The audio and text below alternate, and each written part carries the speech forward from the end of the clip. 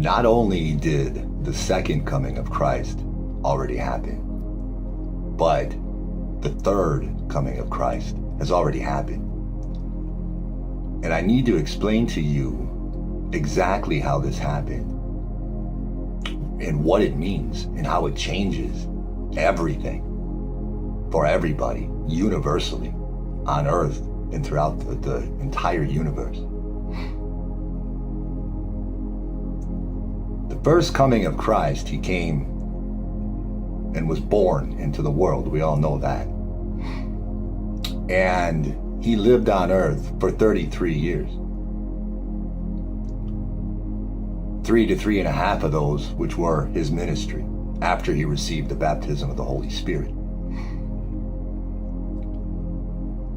So if you take year number 1 as his birth, then year 34 would have been his death. Now, within his ministry, in Matthew 24, specifically in Scripture, he stated in Matthew 24, verse 34, that his second coming on the clouds, after all the cataclysms played out,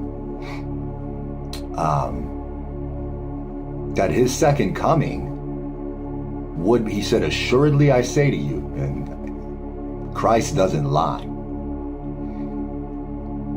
that his second coming would be within that generation. I keep saying this, but it's important to let that sink in, especially with where I'm going to be going with this message. So a biblical generation is 40 to 80 years.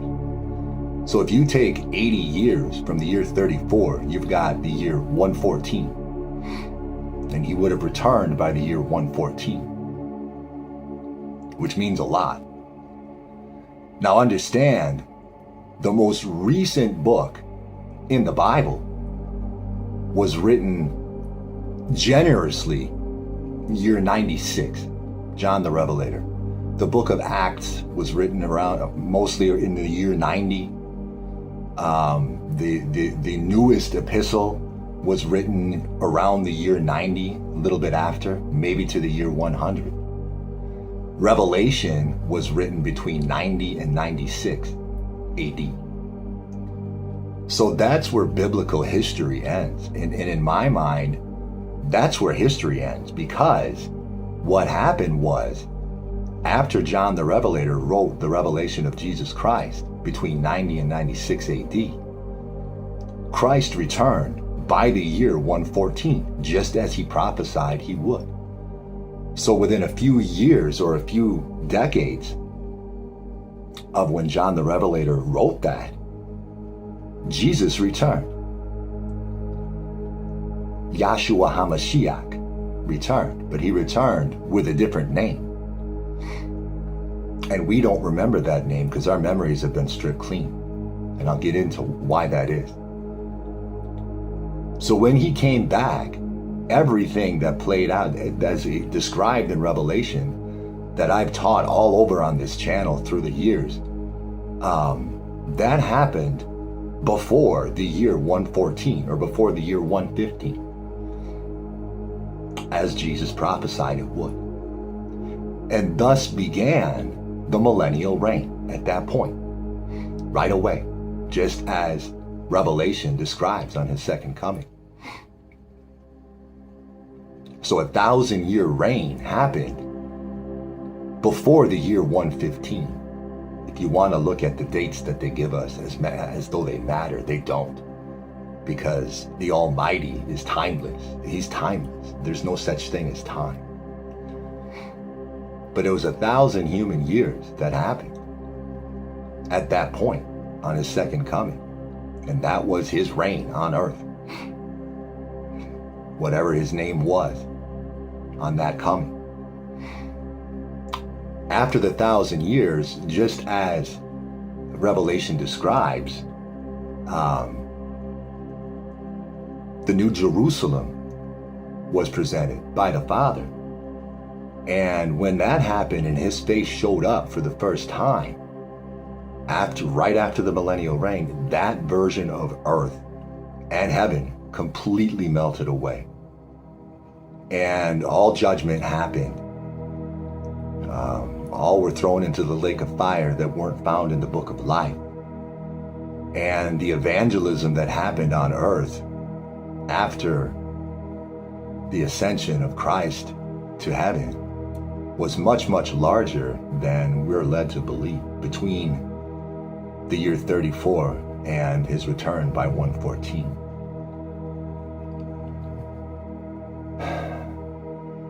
But when the New Jerusalem showed up, that earth was gone. And all that was left after judgment was the New Jerusalem, a 1,500-mile cube that replaced earth, prison earth, not the rest of the universe. The rest of the universe was not affected by this. Only prison earth. Earth has always been a prison for the most powerful gods that have been sent here to contain us from messing with their way of life in other worlds throughout God's vast universe.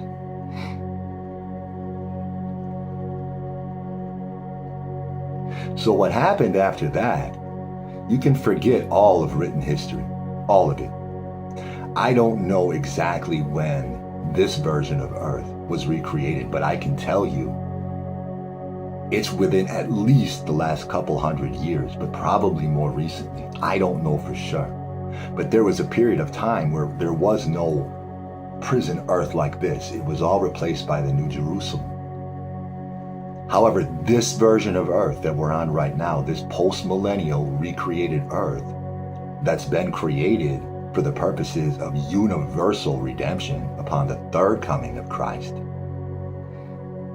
This earth was actually created by the Son of God. By Christ, this version was. And I recently learned this.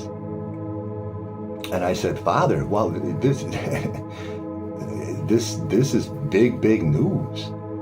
And he really said to me, he's like, what father do you know of that doesn't want his son to exceed what he has done? And I thought to myself, well, that makes sense. That makes a lot of sense. So this recreated earth, Christ created. The Father allowed it as his first opportunity to create something.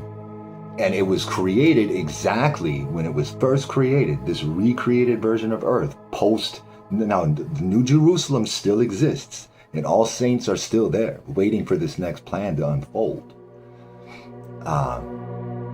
That's what's known as heaven. It's that simple. You die right now, I don't care what, if you're good, bad, or indifferent, you go straight to the New Jerusalem. That's why every single near-death experience is always described the same, because you go there first, and you're judged according to your works immediately as to whether or not you're let in. Very few are let in. Very few. And those who aren't are instantly thrown into the lake of fire. So Christ, the Son of God, created this version of earth for the purposes of God's universal redemption plan and bringing in the third coming of Christ to a new version of the earth, while the New Jerusalem is still there, waiting for the universal pyramid. The third coming of Christ happened in 1976. And this was a birth into the world. And the third coming of Christ was born dead. Breech, delivered and with the umbilical cord wrapped around his neck, choking him. That's why he was dead in the womb. And his mother had to push him out breech, feet first, with no birth, no contractions whatsoever. They all stopped for 14 hours. pushing out a dead baby breech. Well, when that dead baby finally came out, he miraculously came to life. And that baby was a combination, you have to understand. According to the book of Enoch, the son has two names, Tomas and Ohered. And those are the two most powerful gods through the entire universe that were imprisoned on prison earth, imprisoned in semi-solitary confinement, just the two of them together in the sun. And Ohered came as Yahshua HaMashiach on the first coming of Christ. That was Ohered. Tomas came at the same time as second cousin, came to earth at the same time separately as John the Baptist. That's what happened. But Tomas, John the Baptist, didn't finish his job because he had doubts when he was in jail. I've explained this so many times on my channel. But he had doubts when he was in jail, and so he still had a job to do when he got out of jail, but his doubt ended all of that. That's why Jesus described him as the greatest of all prophets, the greatest born of women, Elijah who is to come. See, the spirit of Tomas in the sun, in prison, gets to come out once in a while. The first olive tree, as I've taught in my Enoch series a couple of years ago. And he's come at least as Enoch, as Elijah, as John the Baptist, and then as Elijah who is to come, which would have happened prior to the year 114, the second coming of Christ. He laid the path later on and finally finished his job, bringing in the second coming. But Tomas spent a long time alone in the sun. After Ohered left, became Yahshua HaMashiach, Jesus, and ascended to the Father.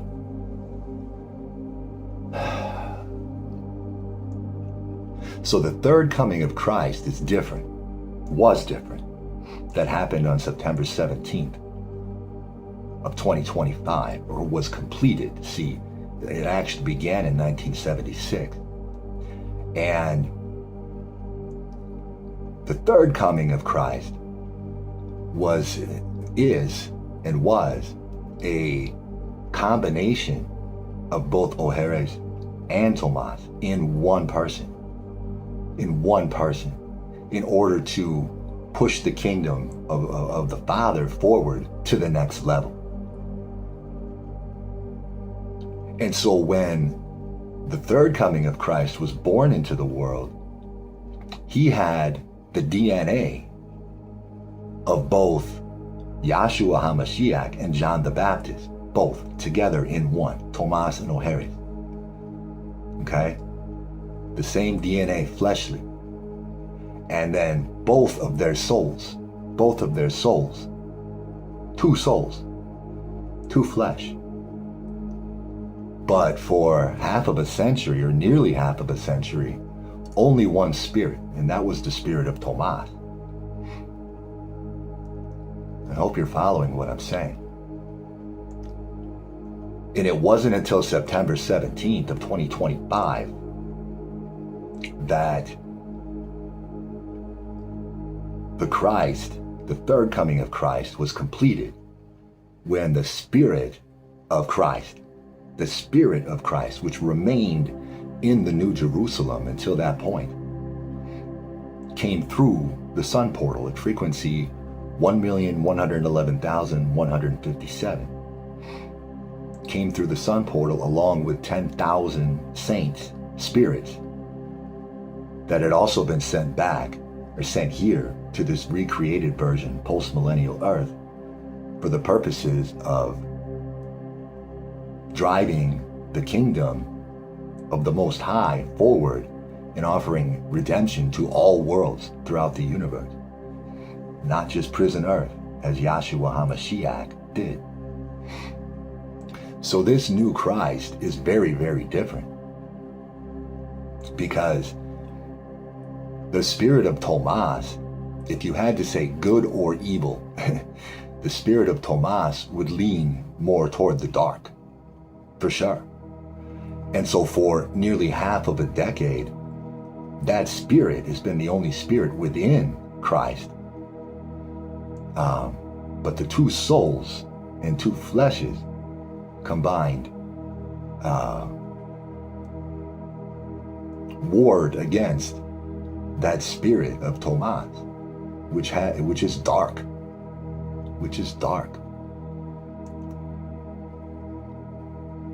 When September 17th of 2025 happened, the spirit of Oheres, of Christ, entered Christ, the spirit, to equalize everything. And that is where the Christ began the 7-month sacrifice that was completed on April 17th,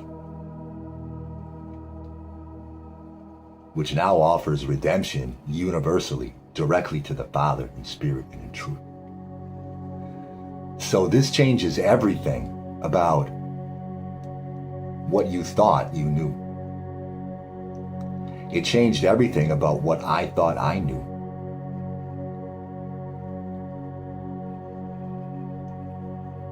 We're not looking to the skies, waiting for a second coming. The third coming happened. All tests were passed, all wars were won, all battles were defeated. All weapons, universally, every universal weapon in those 7 months was thrown at Christ, because this third version of Christ is for the redemption of the entirety of the universe. And in this universal pyramid that will contain universally 187,187,420 souls that are redeemed of all beings from all worlds. What's going to happen, the Father revealed to me, in this vast universal pyramid that will be so large it will be incomprehensible to contain that many souls that are redeemed throughout the universe. But all will be transformed. All will be transformed. And you have to remember, in the book of Genesis, it says that God the Father Almighty, Yahweh, created Adam in his image, him being the most powerful of all gods, because he never began and he never ends. And he created all the other ones. But when he made a human to be as him. So the human form is the ultimate universal form. And all beings in all worlds know that. That's why they've imprisoned us. One of the many reasons. But you have to think about, even in the book of Revelation, how the creatures in heaven at that time, what they looked like. And God creates some crazy looking creatures, beings. He did for these other worlds. There's even these beings that don't have heads, that their torso is their face. It's a real thing. Their torso is their face. It's crazy.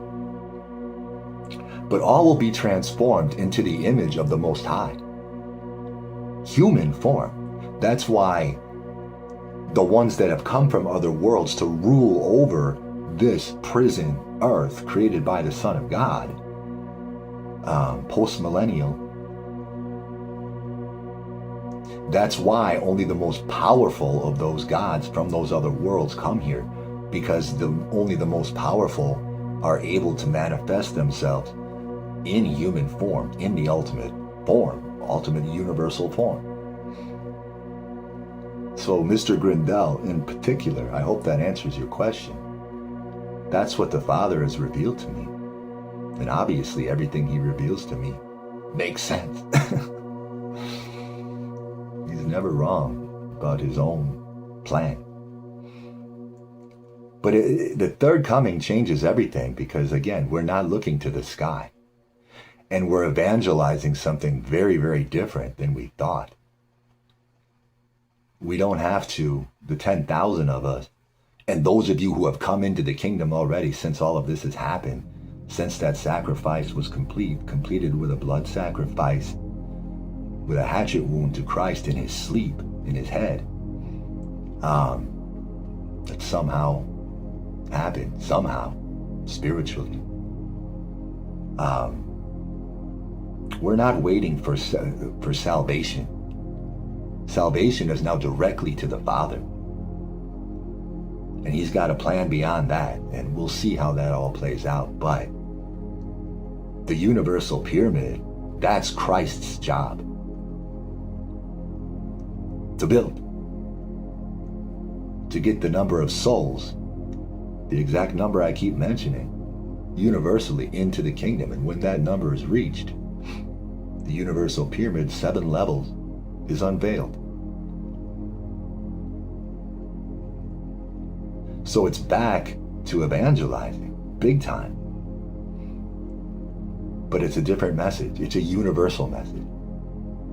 And it's for everybody, all beings.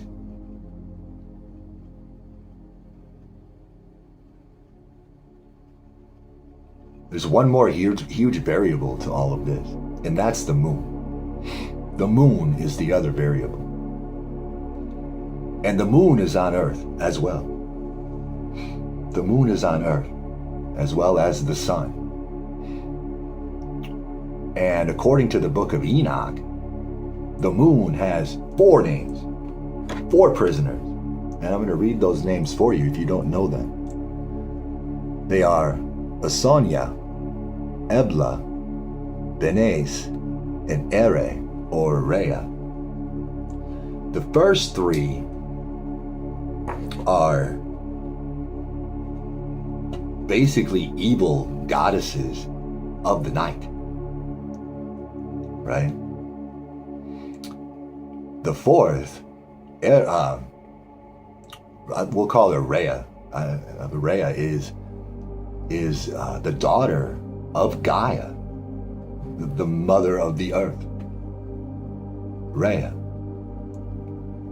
So when the moon was born into this world,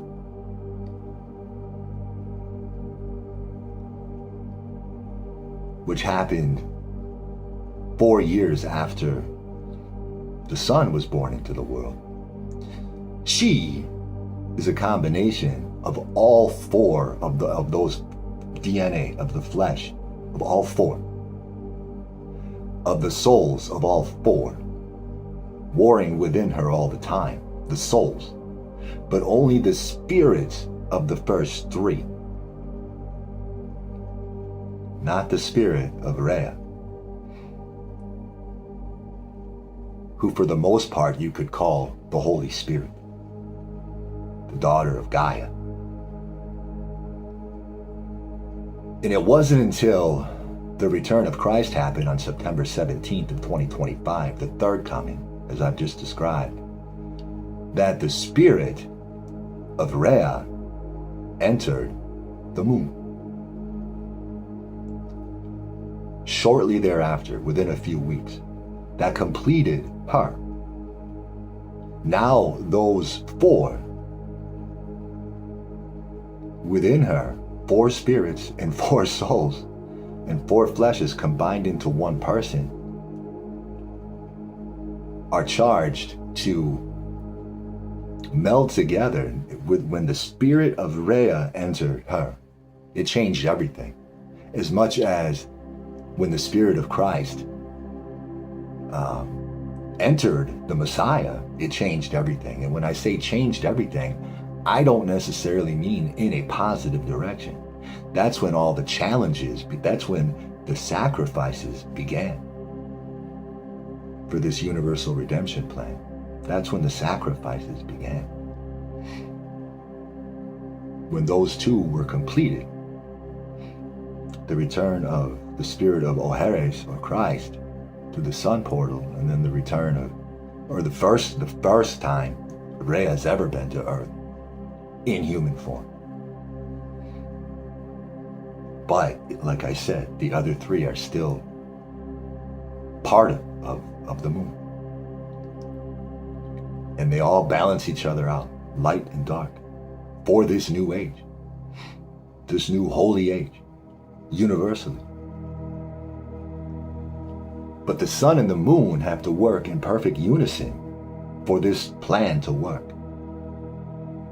That's the biggest key, is that the sun and the moon work in unison under the umbrella of the Father, as this pyramid is constructed through the truth of the age, and through you 10,000 sharing the truth of the age, and for those who have already been redeemed into the new age, sharing it, sharing the true message of the age. Because that's where we're at. And I'm the only one that can say these things. I'm probably the only one that would, but I have to. Because we've all been deceived. I was deceived for years. Even I was deceived, thinking we were waiting for a second coming, thinking I was someone else than I was. I was partially right. I was half right. I was half right. But it wasn't until September 17th of last year that I began to fully realize. And it wasn't until very recently that I do fully realize.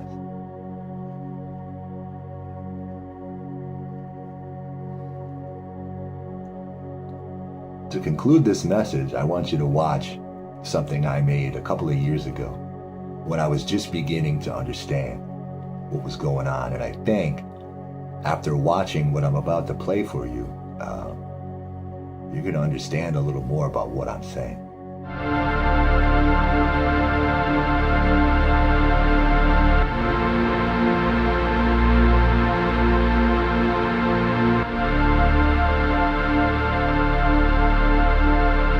God is a musician. He says, I'm very sensitive. If I can get two people really harmonizing, whatever they pray will come to pass. And so we see there, in my understanding, the absolute core of spiritual authority. And it's really in married couples. Your beauty's like a symphony playing in my mind. Every note and melody, a connection we find. In a crazy world, you're the rhythm I grind. Falling deeper more, leaving my doubts behind. Got a feeling in my soul like a love divine. Every moment with you, girl, is like a fine wine. Committing to forever, let our stars align. In the age's final chapter, our love will shine. As we serve the Most High, hand in hand we go. Through the twists and turns, letting His love flow. You're the love of my life, with the seeds you sow. In this love story, girl, our spirits glow. Your eyes, the reflection of 1,000 stars in a cosmic dance, breaking the bars hand in hand. We'll reach eternity together in this love journey. We are two birds of a feather. Here's my vow, me amor, to you and the divine. A love everlasting, a love without time. In the age's final chapter, our souls entwined, forever yours until the end of time. Your beauty's like a symphony, notes in the night. In the cosmic dance, our love takes flight. Crazy world, but you're my guiding light, leaving doubts behind. Our love feels so right. Feeling in my soul, it's a divine rhyme. Every moment with you, like a sweet chime. Committing to forever, stars are in line. In the age's final chapter, our love will shine. Take my hand, love, because you know that it's time. Nothing's gonna stop us from reaching the divine. You're so fine. What can I do with myself? I offer you my heart and the depths of myself. The greatest authority that we can ever exercise is by harmonizing. It's worth a lot, brothers and sisters. A lot of sacrifice, a lot of self-denial to achieve harmony.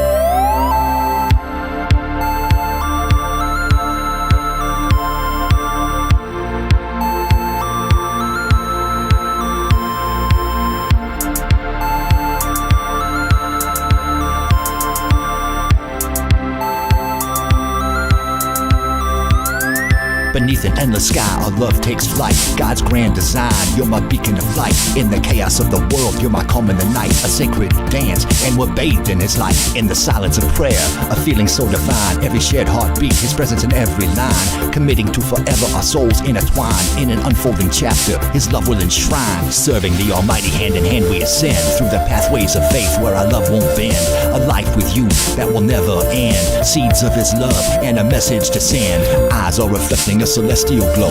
Breaking through the challenges, our love will grow. In the sacred dance, His blessings will know. In this holy love story, His mercies to show. Here's my vow, mi amor, in God's eternal rhyme. Love's covenant, it's like a paradigm. In this chapter of us, His love does shine. Forever yours in His grace throughout all time. Your allure is like a psalm whispered in the night. In the sacred ballad, our love takes flight. In the world with you, everything feels so right. Leaving doubts behind, embraced in His light. Feeling in my soul, it's a hymn sublime. Every heartbeat with you, a rhythm in time. Committing to forever, our spirits entwine. In this sacred chapter, our love will be defined. Take my hand, love, as we journey through His grace. Nothing can sever us, not in time or space. You're the blessing, the reason for my embrace. And I offer you my heart in an eternal embrace. Assuredly I say to you, whatever you bind on earth will be bound in heaven, and whatever you loose on earth will be loosed in heaven. Again I say to you that if two of you agree on earth concerning anything that they ask, it will be done for them by my Father in heaven. For where two or three are gathered together in my name, where two or three are gathered together into my name, I am there in the midst.